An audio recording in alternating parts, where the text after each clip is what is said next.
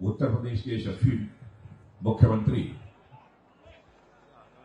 आदरणीय योगी आदित्यनाथ जी, मंच पर उपस्थित हमारे उप मुख्यमंत्री द्वय श्री केशव प्रसाद जी मौर्य, श्री ब्रजेश जी पाठक और भारत सरकार के राज्य मंत्री श्री कौशल किशोर जी, मंच पर उपस्थित अन्य सभी मंत्रीगण, एचएएल के जनरल मैनेजर और दूसरे सारे ऑफिशियल्स और यहां मौजूद मेरे साथियों, जैसा हमारे मुख्यमंत्री जी ने आपको बताया कि हम सभी देश के प्रथम गृह मंत्री की जयंती के अवसर पर यहां रन फॉर यूनिटी के कार्यक्रम के लिए उपस्थित हुए हैं। सारे देश में यह एकता दिवस के रूप में मनाया जा रहा है।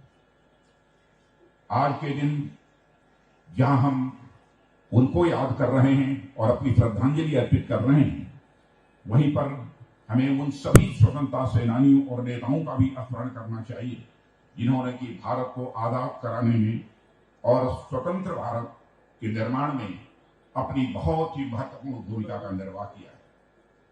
आज जब भारत 15 अगस्त 1947 को आजाद हुआ था तो वह 562 रियासतों में बटा हुआ भारत था।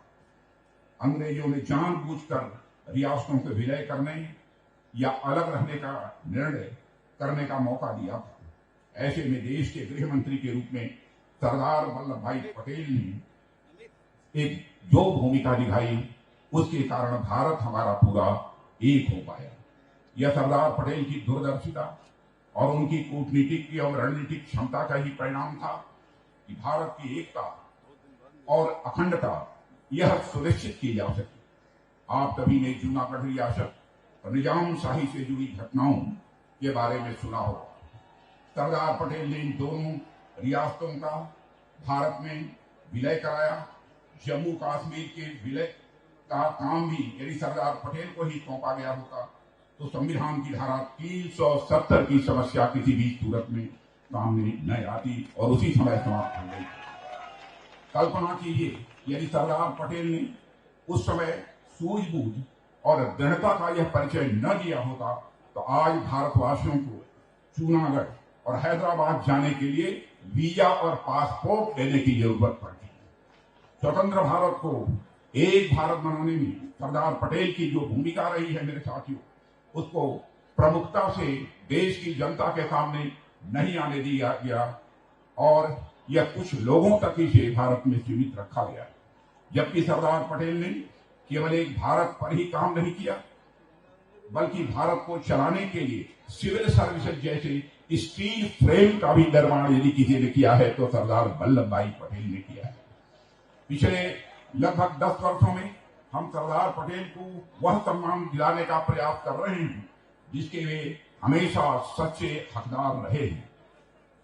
2013 में मुझे याद है जिस समय आज के हमारे प्रधानमंत्री आदरणीय नरेंद्र मोदी जी प्रधानमंत्री के उम्मीदवार के रूप में घोषित हुए थे, उस वर्ष हमारी पार्टी ने भी यह कार्यक्रम आयोजित किया था और उस समय राष्ट्रीय ध्वज के रूप में राष्ट्रीय ध्वज को इस रन फॉर यूनिटी के कार्यक्रम के लिए हरी झंडी दिखाने का काम मैंने किया था। यह सौभाग्य मुझे प्राप्त हुआ और आज 10 साल बाद मैं लखनऊ में बतौर रक्षा मंत्री इस रन फॉर यूनिटी के कार्यक्रम को मैं झंडी दिखा रहा हूं। यह रन फॉर यूनिटी का कार्यक्रम हर साल इसलिए आयोजित किया जा रहा है ताकि इस देश की युवा पीढ़ी सरदार पटेल के योगदान के महत्व को समझ सके और उनसे प्रेरणा लेकर भारत की एकता और अखंडता का संदेश लेकर जनता के बीच उनका संदेश पहुंचाए और उसको जगाए। प्रधानमंत्री श्री नरेंद्र मोदी जी ने गुजरात के केवड़िया में सरदार पटेल की 182 फीट ऊंची प्रतिमा को स्थापित कराया है और उसका नाम रखा है स्टैच्यू ऑफ यूनिटी। यह प्रतिमा न्यूयॉर्क के स्टैच्यू ऑफ लिबर्टी से भी बड़ी है और दुनिया की कोई भी प्रतिमा सरदार पटेल की प्रतिमा से बड़ी नहीं है। यह भी हम लोगों के लिए एक सौभाग्य का विषय है। मैं कई बार केवड़िया गया हूं, वह एक प्रेरणा स्थल है। आप लोगों को जानकर यह हर्ष होगा कि प्रेरणा स्थल होने के साथ साथ पर्यटन स्थल भी है और इसलिए आप लोग भी जब भी गुजरात जाएं, मैं आप लोगों से भी अपील करूंगा आप सभी को स्टैच्यू ऑफ यूनिटी भी देखने के लिए जाना चाहिए। मेरे युवा साथियों, सरदार पटेल की जयंती एकजुटता के संकल्प का दिन है, एकता के संकल्प का दिन है और अखंडता बनाए रखने का संकल्प लेने का भी यह दिन है। इसलिए मैं आप सब लोगों को एकता का संकल्प भी लेने का आग्रह करूंगा। इस काम में सबसे बड़ी जिम्मेदारी देश के नौजवानों पर है। इसलिए प्रधानमंत्री मोदी जी चाहते हैं देश का युवा आगे आए और दृढ़ संकल्प के साथ नए भारत के निर्माण के लिए वह काम करे। आज प्रधानमंत्री जी युवाओं को एक पंच पर लाने के लिए मेरा युवा भारत अभियान भी लॉन्च करने जा रहे हैं। इस अभियान के अंतर्गत युवाओं को राष्ट्र निर्माण की गतिविधियों से जुड़ने के लिए एक अवसर और एक मंच दिया जाएगा। मेरा आप सभी साथियों से अनुरोध है कि आप लोग आज लॉन्च हो रहे इस अभियान से बड़ी संख्या में जुड़े। आपका यह कदम सरदार पटेल के सपनों की एक भारत श्रेष्ठ भारत के निर्माण में एक बड़ी छलांग सिद्ध होगा, ऐसा मेरा विश्वास है।